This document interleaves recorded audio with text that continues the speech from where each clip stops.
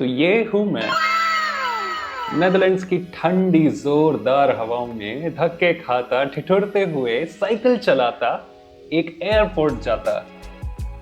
और ठीक 30 मिनट बाद ये भी हूं मैं, जो कि एक प्यारे से घास वाले रनवे के ऊपर दौड़ लगाते हुए सीधे आसमान की ऊंचाइयों को छूने जाता। तो आप लोग सोच रहे होंगे, ये साइकिल चलाते हुए आदमी कुछ मिनटों बाद एक फ्लाइट में कैसे बैठ गया? अभी पता लग जाएगा। तो स्टोरी कुछ ऐसी है कि लास्ट 6 सालों से मुझे हवा में उड़ने का बहुत ही ज्यादा शौक चढ़ा हुआ है, एकदम नशे टाइप का। शुरुआत कुछ ऐसे हुई कि मैंने अपनी लाइफ के करियर के पहले कुछ सैलरियों से सीधे ड्रोन्स खरीदने शुरू किए। ड्रोन्स का साइज वक्त के साथ साथ छोटे से बड़ा, बड़े से और बड़ा और बड़े से और बड़ा होता गया until I started finding the next big thing or the next big challenge to keep myself entertained। लेकिन यार लाइफ में हर पल ना एक थ्रिल की जरूरत होती है, एंड हमेशा एक ऐसा एहसास, एक ऐसा रियलाइजेशन होता रहा मुझे, What's the next big thing? हमेशा से अपने इस उड़ने के शौक को नई ऊंचाइयों पे ले जाने की इस चुल ने ना मुझे पहुंचा दिया नेदरलैंड्स के एक प्राइवेट एयरपोर्ट, जहां पे मैंने ये डिसाइड किया कि मैं प्राइवेट पायलट लाइसेंस के लिए एनरोल करने वाला हूं। अब ये भूत तो चढ़ ही गया था, एंड इसमें एक स्पेशल क्रेडिट जाता है मेरे एक दोस्त को, जिसने ऑलरेडी वहां पे फ्लाइट लेसन ज्वाइन कर लिए थे, एंड उसको देख के मुझे और इंस्पिरेशन मिला एंड और ज्यादा पुश मिला। वैसे देखा जाए तो मुझे ज्यादा कुछ प्लेन्स का आइडिया नहीं है, बचपन से डेफिनेटली बहुत फैसिनेशन रहा है, उड़ते टाइम बहुत मजा आता है एंड ऑल दोस थिंग्स, लेकिन मैंने ये कभी सोचा भी नहीं था कि the next big thing in life after flying drones would be to actually make myself fly me, if that makes sense. तो बस और क्या था, सीधे मुंह उठा के रेंट वाली साइकिल उठा के निकल पड़े नेदरलैंड्स की कंट्री साइड में से, ड्राइव करते हुए, साइकिल चलाते हुए करीब 30 मिनट नेदरलैंड्स की हवाओं से जूझते हुए, शहरों से जाते हुए, थोड़ा आउटस्कर्ट्स पे निकल के एक जंगल के थ्रू, एक प्यारे से नेचर रिजर्व के थ्रू जाते हुए रोड खुलती है तो मैं क्या देखता हूँ, सामने एक प्यारा सा छोटा सा प्राइवेट एयरपोर्ट है। कहाँ वहाँ लोग अपनी प्यारी प्यारी बड़ी बड़ी गाड़ियों में, पोर्शा हो या कुछ हो, बड़ी बड़ी गाड़ियों में आ रहे थे, और यहाँ मेरी फटफटिया थी, मेरी ये साइकिल। खैर क्या फर्क पड़ता है, तो मैंने अपनी साइकिल यहाँ पे लगाई और आसपास के इस नज़ारे को थोड़ा सा एब्जॉर्ब किया। ये मेरे लिए लाइफ का पहला ऐसा एक्सपीरियंस होने जा रहा था, इसलिए मैं बहुत ज्यादा एक्साइटेड था। आसपास मेरे को एयरपोर्ट पे लिटरली काउंटलेस और एयरक्राफ्ट्स दिख रहे थे। तो अपनी साइकिल को पार्क करने के बाद मैंने तलाश करनी शुरू की अपने फ्लाइट इंस्ट्रक्टर की, जिनसे मेरी बात हो रखी थी आ जाने की। मुझे मेरे इंस्ट्रक्टर मिल गए और थोड़ा सा हाई हेलो होने के बाद हम लोग गए हैंगर की ओर, जहां पे सिर्फ इस क्लब के ही नहीं बल्कि बाकी सारे आसपास के पड़ोसी नेबरिंग क्लब्स के भी एयरक्राफ्ट्स वहां पे खड़े हुए थे। यार वैसे दिमाग में, इमेजिनेशन में तो बिल्कुल ऐसा था कि पता नहीं कितनी हाई फाई चीज होगी, बट वहां जाके बिल्कुल ही नॉर्मल एंड ऑर्डिनरी सा लग रहा था, जो कि थोड़ा सा मेरे को इन अ वेरी वियर्ड सेंस थोड़ा कंफर्टेबल भी फील करा रहा था। तो मेरी इंस्ट्रक्टर से पहली मुलाकात में ही उन्होंने ये बता दिया कि देखो वक्त तो लगने वाला है, तो अगर तुम्हें सही में इस चीज का डेडिकेशन है, इस चीज का मन है आगे प्रोसीड करने का, to get a private pilot licence, तो थोड़ा टाइम लगेगा, लेकिन the key to what keeps you going is to enjoy every single flight you take. अच्छे से प्यारे से इंट्रो के बाद मेरे को मेरे फ्लाइट इंस्ट्रक्टर लेके जाते हैं एयर ट्रैफिक कंट्रोल स्टेशन की तरफ। एंटर करते ही सामने ये बड़ा सा एक बोर्ड और ये बहुत सारे नंबर्ड रनवेज बने हुए हैं। यहाँ पे मेरा फ्लाइट इंस्ट्रक्टर मुझे कुछ चीजें बताता है अबाउट टुडेज कंडीशन, उस पर्टिकुलर दिन की फ्लाइंग कंडीशंस के बारे में इंफॉर्मेशन होती है, जैसे कि विंड है कि नहीं, आज उड़ाना अलाउड है कि नहीं, आज ग्लाइडर्स उड़ने वाले हैं कि नहीं, और तुम्हें कौन सा रनवे यूज करना है। तो थोड़ी सी फ्लाइट रिलेटेड ब्रीफिंग के बाद हम जाते हैं एटीसी के टॉप फ्लोर पे पेमेंट करने। होता यह है कि एटीसी पे जाके हमें सबसे पहले उनको थोड़ा पैसा देना होता है, और ये पैसा होता है टेक ऑफ एंड लैंडिंग फी। सो जो लोग क्यूरियस हैं जानने के लिए कि कितना खर्चा होता है पर फ्लाइट लेसन, कितना चार्ज लग जाता है, फ्यूल का पैसा, टोटल ओवरऑल फी, इंस्ट्रक्टर फी, लाइसेंस की fees, etcetera etcetera, stick with me till the very and, because मैं ये सारी चीजें धीरे धीरे करके कवर करने वाला हूँ। सबसे पहले आता है एयर ट्रैफिक कंट्रोल की फीस, जो कि होती है टेक ऑफ एंड लैंडिंग की, जो कि एक बहुत ही नॉमिनल फीस थी, which is around 15 to 20 euros.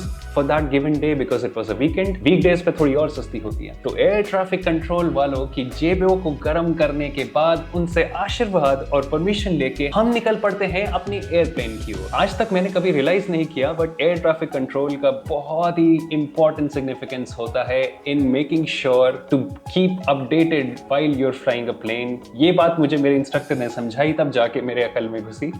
ATC people are actually responsible for proactively guiding the planes to make sure that no planes collide, to make sure they give any necessary warnings or guidelines to the planes flying। हो सकता है कि कभी हम fly कर रहे हो और अपनी ऑल्टीट्यूड पे एक कमर्शियल प्लेन आ जाए, तो फिर हमें गाइडेंस क्या करना चाहिए क्या नहीं करना चाहिए, ये सब कुछ इन्फॉर्मेशन ATC के थ्रू मिलती है। क्योंकि हमने उनकी जेबें गर्म कर दी और आशीर्वाद और परमिशन ले ली है, अब हम ऑफिशियली अपने प्लेन को उड़ाने जा सकते हैं। बाहर निकलते ही ये गर्मा गर्म धूप का एहसास करके तो एकदम मजा ही आ जाता है।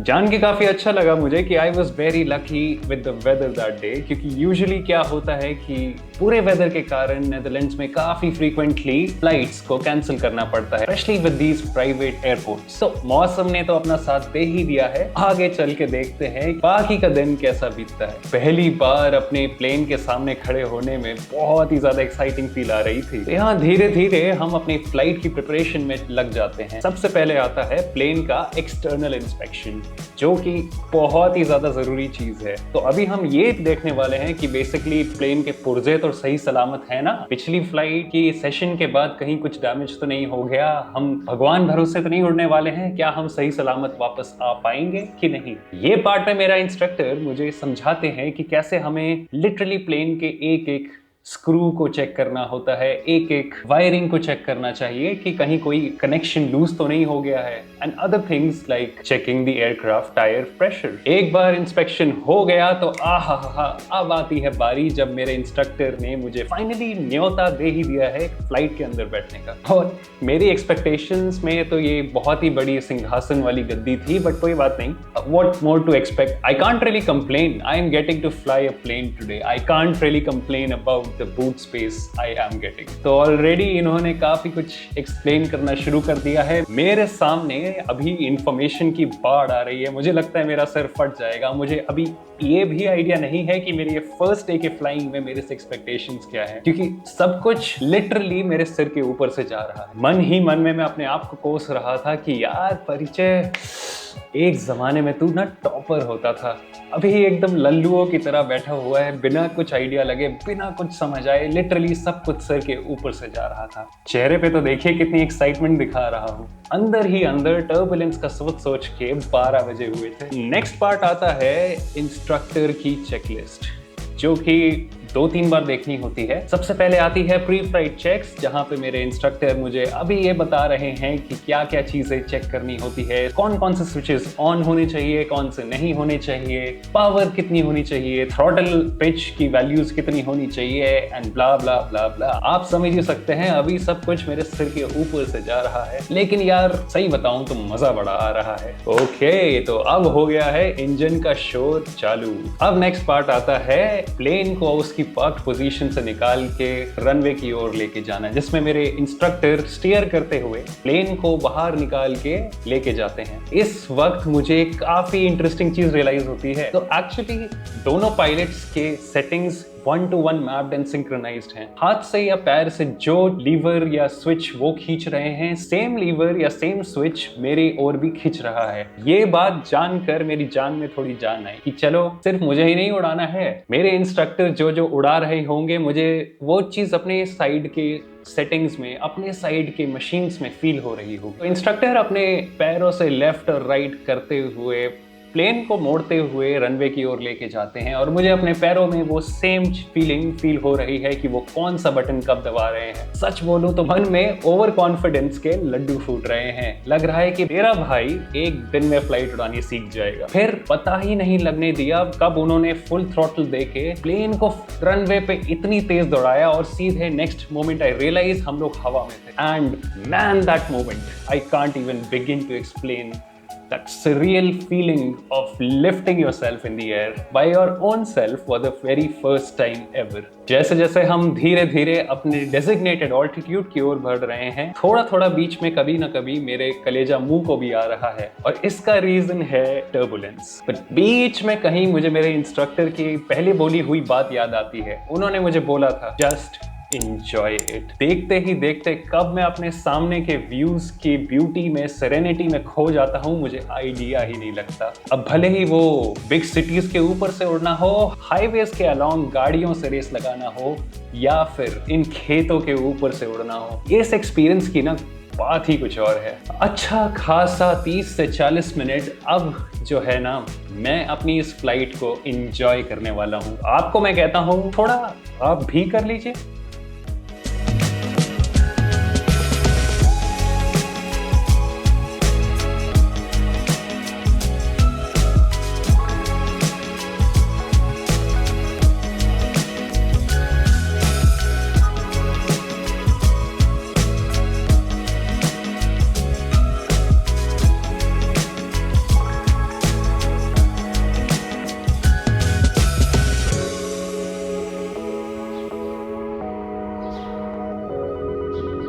चलिए, जैसे जैसे मेरा वक्त पूरा हुआ, हम धीरे धीरे अपने एयरपोर्ट की ओर वापस बढ़ने लगे। लेकिन यार, ये एयरपोर्ट है किधर? मुझे तो till the very last moment we landed अपना एयरपोर्ट दूर दूर तक कहीं नहीं दिख रहा था, एंड आई स्टार्टेड पैनिकिंग। भाई भला हो इस आदमी का जो कि मेरे इंस्ट्रक्टर हैं, इन्होंने जैसे तैसे हमें लैंड कराया। और ये वो मोमेंट था जहां मेरा सारा का सारा आज का एक्यूमुलेट किया हुआ ओवर कॉन्फिडेंस चकनाचूर हो गया, और धीरे धीरे हम अपने फ्लाइट को वापस टैक्सी करते हुए उसकी पार्किंग पोजीशन पे लौटाने लग गए। But this is where things get more interesting for me, because मुझे नहीं आइडिया था कि उस दिन इस फ्लाइंग क्लब के बाकी 2 और मेंबर्स आने वाले हैं, एंड दोनों के दोनों ने एक नए मेंबर को देख के उनके साथ फ्लाई करना भी ऑफर किया, वो भी फ्री ऑफ चार्ज। और भाई, हम तो ठहरे ठेठ देसी, मुफ्त में कोई चीज मिल रही हो ना तो क्यों ना वसूले। तो निकल गया मैं अपने पहले ही दिन की फ्लाइट नंबर 2 और फ्लाइट नंबर 3 पे,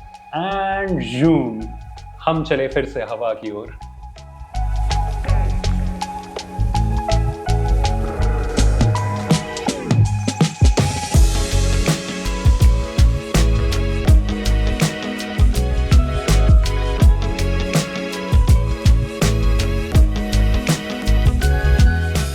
मेरे लिए highlight of the day in दादाजी के साथ फ्लाई करना था।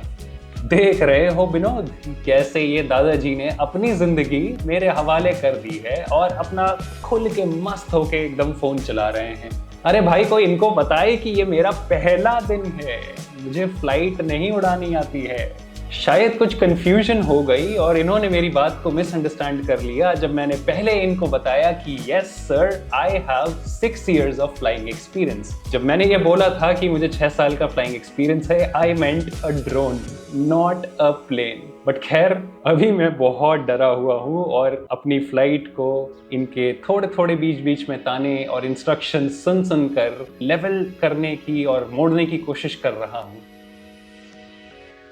सो मेरा बम्पर डे एक्स्ट्रा बम्पर हो गया, and finally after 3 flights I actually feel the fatigue and I actually need rest. लेकिन स्टोरी यहीं खत्म नहीं होती है। अभी तो जो चीज मैंने एक्सपेक्ट भी नहीं की थी, वो चीज मेरा इंतजार कर रही थी। मैंने बोला था ना, विलायत में सारे काम खुद से करने होते हैं। मुझे क्या पता था ये बाकी 2 लोग मुझे फ्लाइट में मुफ्त में ले जाने का ऑफर इसलिए कर रहे हैं क्योंकि इनको उस दिन फ्लाई करने का रूल फॉलो करना है, and as per the rules the person who flies last on a given day has to bring back the aircraft to the hangar, park it nicely and also clean it। तो चलो भैया, उठाया बाल्टी और पानी और लग गए सफाई करने में। हम बन गए हैं विलायत में रामू काका और कर रहे हैं अपने इस प्लेन की सफाई जैसे ये कोई स्कूटर या गाड़ी हो अपनी।